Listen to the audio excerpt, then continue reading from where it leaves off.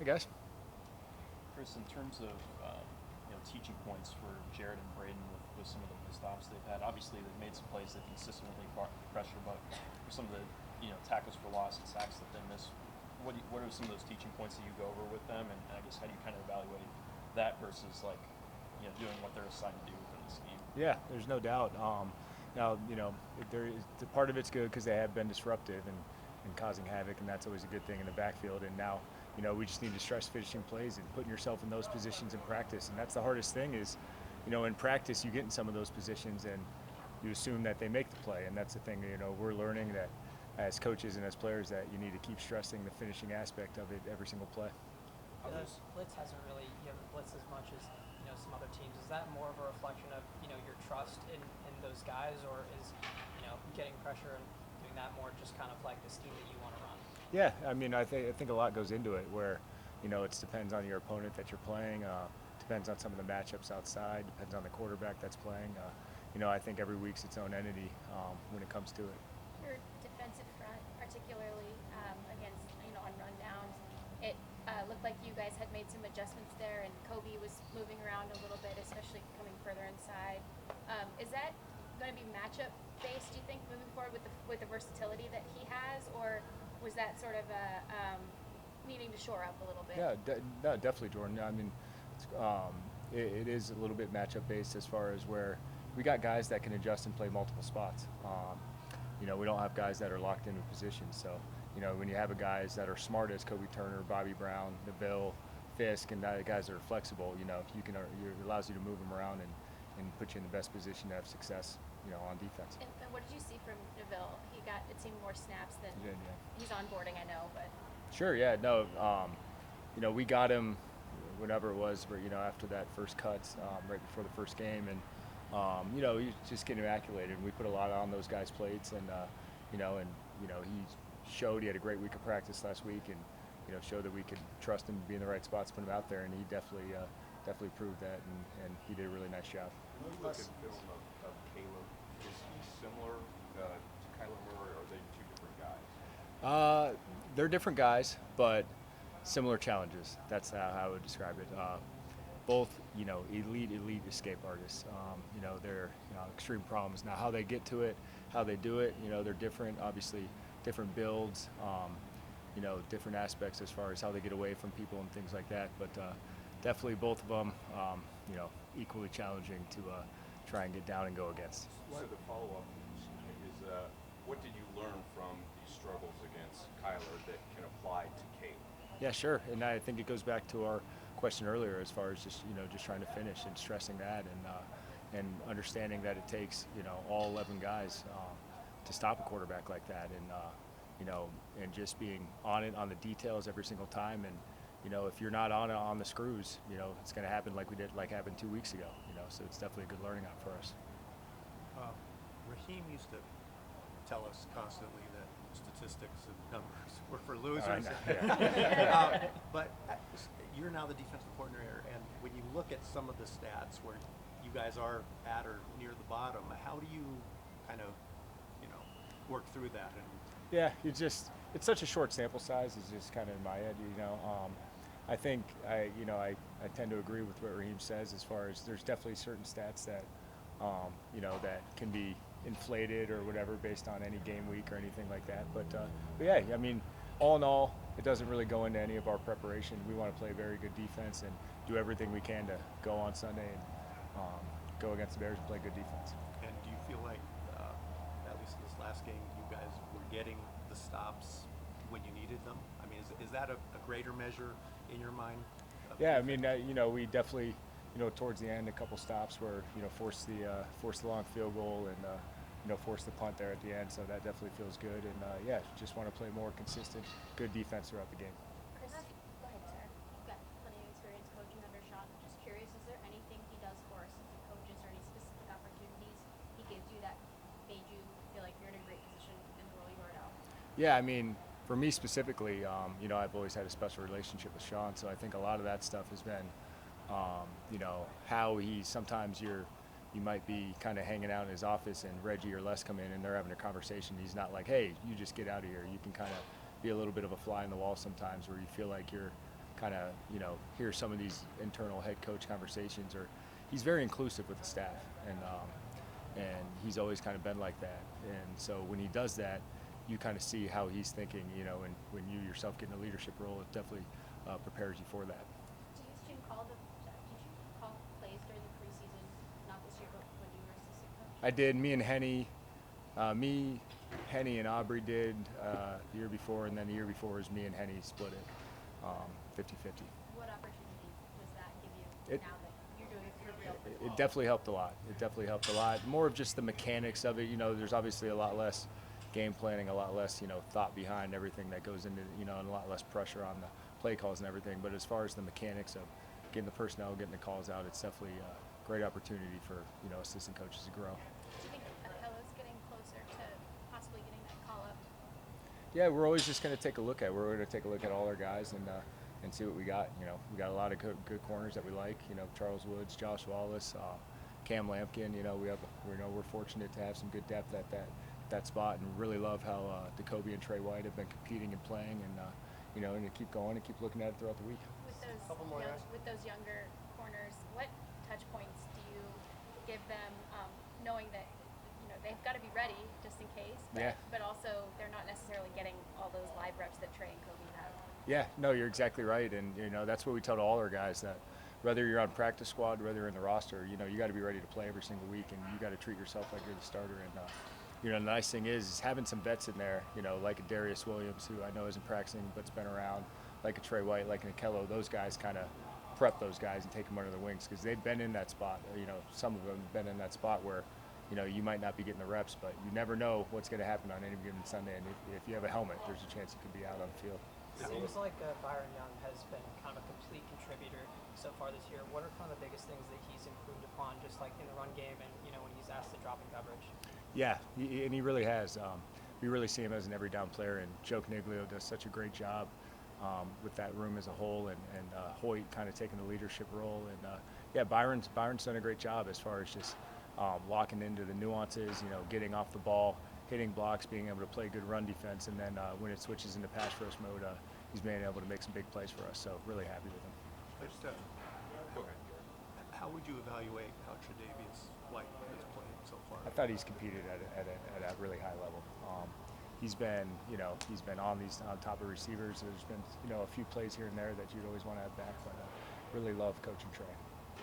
Chris, the emotional roller coaster ride that was that game on Sunday, how do you describe that from your vantage point of what you've learned as a defensive coordinator moving forward? Yeah, it's that's just stay in the fight.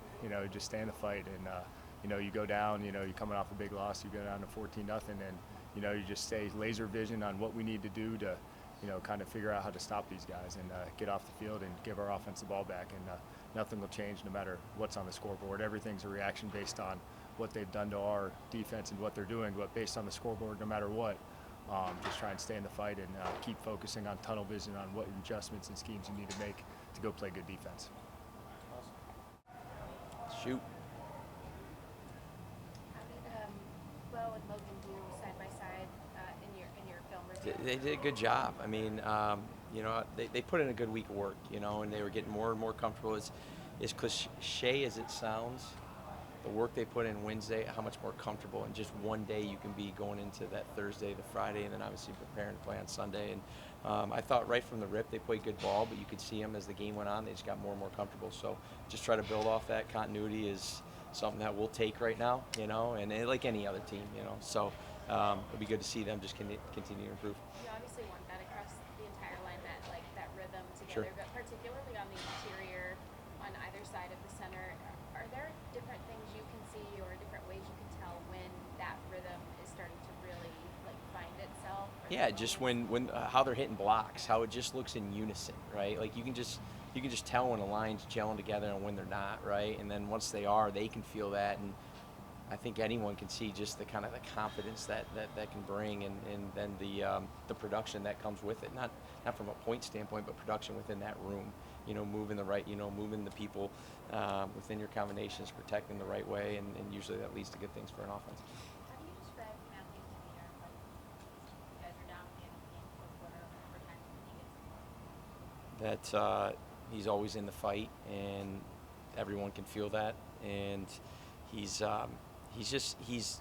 stoic, if you will, but he's also he just loves competing, and so it's just, again, I've said it numerous times, when Nine's out there, there's never a time, no matter what the score is, no matter what point of the game is, that you don't feel as a Ram that you have a chance to win the football game. And that's just been who he is throughout his career. He's tough as they come, and that's mentally too. He's a joy to watch in those situations. He's a joy to watch when you're winning big, when you're down a little bit, and when you got to have the kind of second half that we had. What confidence does that give some of the young guys on this team who maybe have not been in that situation? Yeah, I mean, again, if it's you got 9, so it's you better be in the right place at the right time, because if the defense gives you that look, he's going to make them pay, and those guys know it. So again, players, coaches, fans, anyone, when you got a quarterback at his caliber, you're going to feel pretty confident in any situation. What stood out about the way that he and the receivers in particular worked together last Sunday? Yeah, I thought, again, it was kind of like up front, I mean, there was some continuity there, and and we'll continue to just kind of build on that. So I thought all those guys did a good job in their own way. Again, none of them worried about the production or anything like that. It's just one play at a time, doing your assignment, and the ball will find you if it's the right coverage. I mean, that was a zone coverage outfit until third down, so you can't control where the ball's going to go half the time as a play caller. It's just what the zone dictates, and better be in the right spot. And if it's underneath, you better have all the fundamentals to get up the field and do all the things that we preach. Go ahead. What did it do for the psyche of the offense to get Kyrie going? Yeah, he just brings such a great play energy, right? And you just can kind of feel it. He had the wide zone off the left side where Hufanga had a pretty cool hit on him, right? I mean, that's football at its finest right there. And for him to pop up, kind of that pop-up swag, and you can feel that from the sideline. You can feel that from the bleachers, in terms of just what kind of energy that brings. So offensive guys feed off of it, defensive guys feed off of it. He's a stud, and we'll look to get him going again. How would you describe what Tutu did, and for him to continue to do that? Yeah, no, he took advantage of his ops, right? I mean, he had some ops where 2 big ones on third down. The shallow cross was an incredible catch right there in terms of, kind of tipping it to himself, and then just kind of with those motions that he was going through, getting through there and making it clean and moving the sticks a little bit. And then obviously we know that last one where he was able to kind of set Charvarius there. He ran an out route, a few series before that, maybe 2 series before that on the other guy, but all those DBs talk, and so for him to kind of set that route up for himself and get the right coverage and protection and Matthew and everyone to make that play come to life. I mean, again, he took advantage of his ops, and now it's just building off of that. Yeah, whenever over the last few seasons, whenever kind of Tutu's had an opportunity and taken advantage of it, it seems like Sean will say, always comes back and says, yeah, I probably, I blame it on me. He should have had more opportunities. So how do you guys get him consistently involved to be able to make those? Yeah, I mean, there's, again, that's stuff that we talk about Monday through all the way till game time, right, in terms of, what we're trying to accomplish. Sometimes it's out of your control, though. Sometimes it's what the defense is doing and how it dictates. Again, just talking about the Niners, you don't really see posts get over top their head very often, even as fast a guy as Tutu. And so, you're just not going to get those ops very often, and we did, and he took advantage of it. If that guy would have played it a little bit different, or they would have been in a different coverage right there, it wouldn't have gone to him. It would have gone to D-Rob just like it did a couple series before. So again, heck yeah, we want to get all these guys involved. I want every single one of these receivers to have 7 catches, 2 tugs, and 100 every single week, and him throw for 1,000 yards. But it just doesn't work like that, And what's cool about that group is they understand that. They want to win, they want to execute, and just kind of keep it moving. More guys. Moving to so much 12 personnel last week, despite only having 2 tight ends up who had experienced it with the ones Sure. in that regard. Can you take us through what the work week was like? I know I asked you about it last week, Sure. but for obvious reasons we're going to talk Couldn't really about talk about it. Yeah, but if you could take us through a similar question, what the process of the workflow is like, and how you guys have to go to that recall of what you installed. Yeah, over I mean, the summer. you always have a menu. I mean, it's not like 12 personnel is reinventing the wheel, right? We didn't throw 3 running backs out there, 1 receiver, and an extra lineman. You know, I mean, it was a very, typical personnel group that, we did last year, and through the first couple games we didn't. And, we adjusted to the personnel we had, and those guys went in there again. When you're in that personnel, it's not that different for most people. You just add that extra tight end, but they're still hitting the same combinations. We're still trying to distribute the field the same way. You got so much trust in a guy like Hunter Long, Davis Allen, to come in and be that second tight end. Football's not too big for them. The league's not too big for them. It's not too fast for them. They're smart dudes. So, it was just about going and executing their assignments. And, again, the other guys, they're not as concerned about it because they're just executing their blocks and their assignments. Having Hunter available, though, this year to contribute in that way, I mean, he went through a lot last Sure. year. So what has his demeanor been like, and how have you gotten to know him? Yeah, I'm just happy for him as a player. All these guys that have to battle through injuries, whether it be a week or a year or two, whatever it is. So, he's had his fair share of issues from an injury standpoint. So again, for a guy like him to go out there, I thought he did some really good things in the run game and protection and stuff like that. So for him to go out there and have some success on a Sunday, it's really kind of why you do it. Obviously, obviously a lot of conversations with the coaches who have coached under Sean McVay on being head coaches. Curious, is there anything that Sean does as a head coach that maybe other head coaches wouldn't do that kind of puts guys in a position where to get that experience and succeed at that level? You're saying for like So guys like Raheem Kevin was- and yeah, Ron? like Raheem was saying, Yeah, I that- mean, I've been fortunate enough to be around quite a few good head coaches, and this being obviously one of the best, and for right reasons. But his ability to be extremely detailed, but just the urgency he has within the building, but also the players not feeling like anxious, right? In terms of just, hey, you handle your business day in and day out. You're going to do it with as much joy as we can within those days. Is it all roses and daisies every day? Heck no, it shouldn't be like that. I mean, there are going to be discussions and stuff, and there's a lot to work through within a week that a lot of people don't see. But he keeps it positive, he keeps it urgent, and again, I think if you ask, most importantly, the players, let alone the coaches, they enjoy coming into this building every day. And that's a credit to him. That's a credit to Les. It's a credit to our ownership. This building does it right. There's some venues in sports, obviously, that are iconic. Where did Chicago rate for you? It's up there. I mean, I went to school in Chicago. I went to a place called Elmer's College. I'm from a small town in Michigan. No offense to Detroit, we didn't go to Detroit very often. If we were going to vacation, Chicago was the place. So I was there before they redid it. Back, I think I was like 7 years old. We got a little tour of it.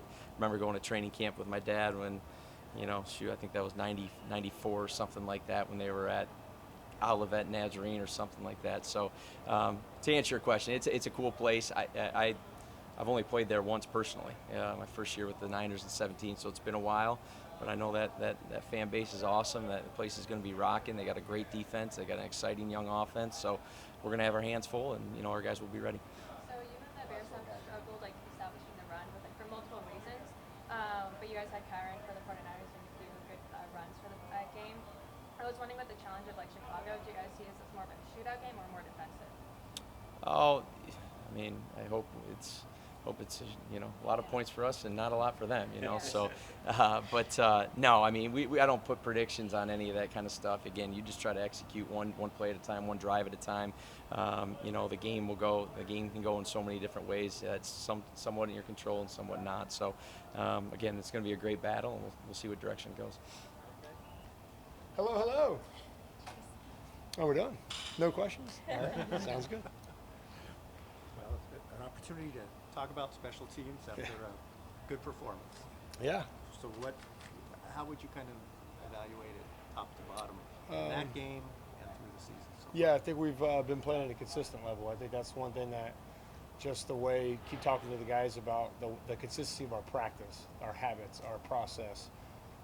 Being able to do that over and over again gives us the best chance to win on Sunday and compete at a high level. And I think that's building itself in the right way. It started last year towards the end there, and we continue to do the off season, all the process that it takes to get to where we're at. But also at the same point, understanding that one play or one game of success or failure doesn't change what can happen the next week. Like every day is its own entity, every play is its own entity. So making sure we keep that single focus for each individual rep. It's only been 3 weeks, but you guys are the only team in the league with 100% rate on stops. What would it Yeah. I mean, Ethan has one ball. He kicks deep, so he's strong. Yeah. No, so there's a lot. If you look around the league, I think, there's times and places you still think you can pick and choose and try to figure out when you want to cover and things like that. And there's going to be times where you have to cover based upon wind environments, different things like that, cold weather.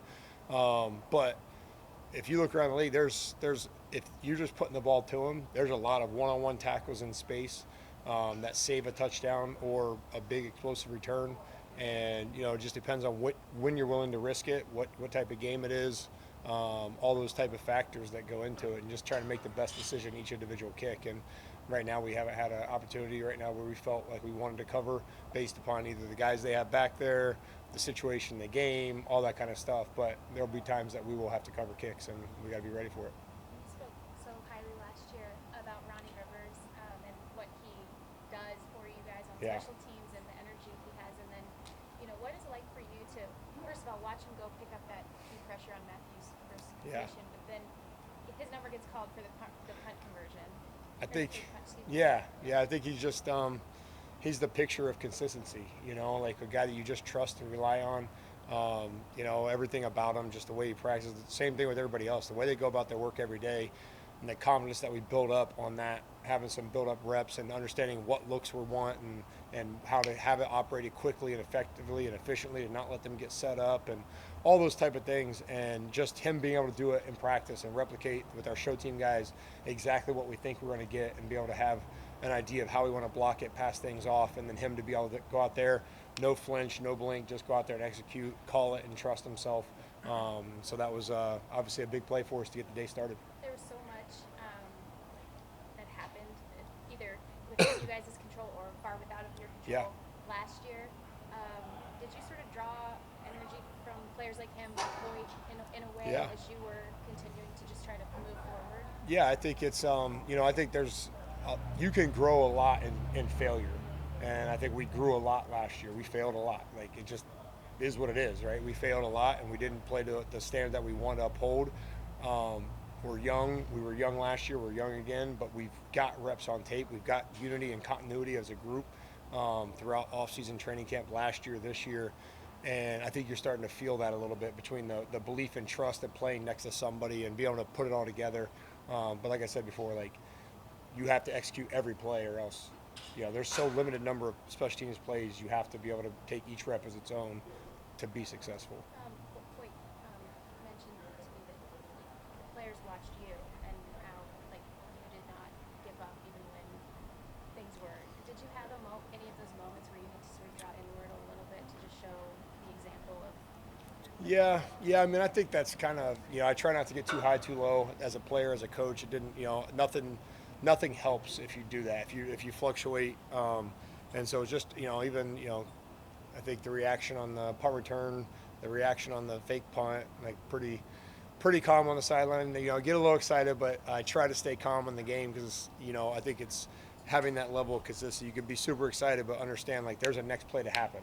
And until that final whistle blows and that horn is over, like we saw at the end of that game last week, until it's tackled, until it's over, it's not over. So I think there's a little bit of, there's moments that you doubt yourself, or you're like, man, what am I? You're looking for answers. And I think that actually helped me in my process of, like, not searching for stuff, trusting what we're doing, getting reps on tape, getting continuity, and just simplifying some things and being good at what we can do. And I think that's kind of the biggest draw I took from it. When we talked to Christian Roseman earlier this week, he mentioned that, X, even when he knew he wasn't going to be out for a game, he was still meeting with you, asking 100%. about punt return keys and all those things. Just what do you remember about those interactions and kind of what that told you about his work ethic and who he was? Man, so much. I mean, not even just this year. It goes back to last year. He's the first guy out here every day catching punts. He'll probably be out here while we're doing this in about 3 minutes. So, I mean, he's just a pro. Nothing get him down. He knew in the preseason he did really well. He earned the right to have an opportunity to make our team. Didn't work out day one, but I just kept telling him to keep the faith, continue to work, and the guys believed in him. And really, I mean, you saw the explosiveness. You see what he does every day, the consistency of who he is, and just his character. That's what's got him here. I told him after the game how proud I was of him, not because of the return, not because of that one play, but just to be able to sustain throughout not getting elevated, not having that opportunity, and just continuing to be the same person every day. That's what we're trying to preach to our guys. And he's, again, just like Ronnie, a very consistent player that just comes out and works and is hungry. During training, Go ahead. Nope. I got one, and you could go. during training camp, Sean named Kyron as starting punt returner. What did you see specifically out of X during training camp and leading up to last week that gave you confidence in putting him back there? Yeah, I think, when you look back at it, obviously in practice, he's always done really well. He goes back there every day. He puts the work in. Ron Gould, our running back coach, helps with the returners as well, and he's out there with him every day, meeting, seeing what it looks like coming off the foot, different cut paths of the ball, turning over, not turning over, ball off the outside of the foot, what it looks like, Aussie balls, hook balls, banana punts, getting all those different things that are coming up in this league now with all the punters that are talented and hitting different types of punts, getting comfortable catching everything. And he's put the work in to do that. And then you see the success he had in games in the preseason, and I think that just continues to build confidence.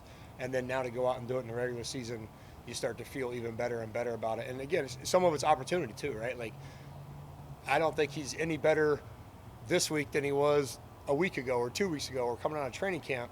He's just been consistent, and now he has the opportunity to show it. And he doesn't have to press. Just be himself. He's good enough, exactly what he does. His skill set will show up. Trust the guys that are blocking for him. Trust them to make the right decision making in the process, and he can be real effective and real efficient back there. You have confidence in whoever's out there, but how much of a difference is it for you, for Sean, with Cardi? The way Cardi has come in and eliminated maybe some of that anxiety. Yeah, I've been there last. Yeah. I mean, obviously, it feels really good to have a guy that's been able to be successful. Again, you're only as good as your last kick, and he knows that too. So coming out here and having the competition, even with Tanner being here right now and pushing him, I think that's helped grow. The continuity of having Alex back, at the end of the season, that was a difficult thing to work through there. And then him coming back from his injury, Ethan getting a second year of holding under his belt, having those game time situations and seeing everything and feeling it. The whole operation's gotten better. He's much more comfortable in the stance, much more comfortable. We got our snap, and obviously Cardi's been able to hit the ball consistently, and it's definitely reassuring to feel confident in going out there and getting ready to call for the kickoff team when we're lining up for a field goal. It makes it nice. Chase, Stretch really seems to be someone who thrives at finding like the little margins and the little things that. Is there anything that you're comfortable sharing? Because obviously I understand proprietary information, but that you're comfortable sharing that he's helped you discover or take off your plate when he's out there with you on the field? Yeah, I mean, I think we've kind of built a good rapport even when we were in Tennessee together for that year, just kind of what situations look like. I felt like I've been involved when I was in Carolina. I was part of all the game management stuff and everything else, so I feel like I've got a decent amount of knowledge on that. But again, like you said, he digs deep between him and Carter, some of the stuff they find out, the situations, the clock management, and when to use certain things, and even as far as like field goal percentage and certain ranges and where they're at, and rookie kickers versus veteran kickers, and cold weather, wind, all that kind of stuff, and just continuing to build so that we go into the game with the best plan we can have. That can, on game day, you can adjust slightly, but have a really good idea going into it pregame, exactly what you're looking for in all the different situations, 4th and 1, 2, 3, 5, yard lines, all that kind of stuff, that you're not having to do everything calculated in the moment. You have some stuff already that you can then just adjust based upon what's happened, transpired in that game. As you know, in some buildings, those people, and I'm sure you've even experienced it, are not on the field at practice. Right. Is it helpful for you to have that person and two people really out on the Yeah. field with you? Yeah, I mean, definitely. Him and Carter have been involved in everything, special teams wise, since I've been here. Since he got here too. But having those guys there, just have an extra set of eyes, whether it be, right now, one of the big things, just like it is on offense, is the alignments of the interior pump protection. They had caught a bunch of illegal formations where their helmet's not breaking the belt buckle, whether it's the guard or the tackle, or even the gunners on the outside. And just seeing that come up across the league about, hey, we've got to tighten up our alignments. We've got to make sure we check with the officials, all the little things that happen throughout the league that maybe as you're preparing as for your game plan and for the specific opponent, you may not see until later in the week. He's on it on Monday, Tuesday, Wednesday, so that when they're in here on Wednesday coming in, I have that information to give to the players moving forward, which is awesome. What strides have you seen them take to Yeah, I think, obviously the distance control has been really good for us. Being able to hit some different things. We haven't had the opportunity to open them up like we want sometimes, but I think the biggest thing is his step, his footwork has been really more compact. He got long last year at times, which forced him to drop it out in front a little bit, and then kind of hit the lower trajectory ball. It looks great on tape. It goes forever, but out kicking the coverage, not being able to cast your net and being effective and efficient to kind of set an edge, build a wall, and then swarm the football. It was more in space, a lot of one-on-one type plays that, being able to have that control has been really good. And his direction, and then obviously his holding, is critical. That's points on the board when he's doing that. I'm sure the game plan has already been installed, and you're getting ready to install it. I'm just kind of curious, after, do you ever revert back to prior game plans? Is there like an encyclopedia of game plans that you utilize to influence or implement in upcoming games? Yeah, I think there's a lot of things that go into it. Everyone's, what does the coordinator do? What is his schemes? What are things that he wants to attack? Where can you attack them? So there's things that go back from when he's been at Chicago, when he was at San Fran, like those kind of things come back and figure out like where we can maybe take advantage of certain things. You go back and you look at your past game plans against them.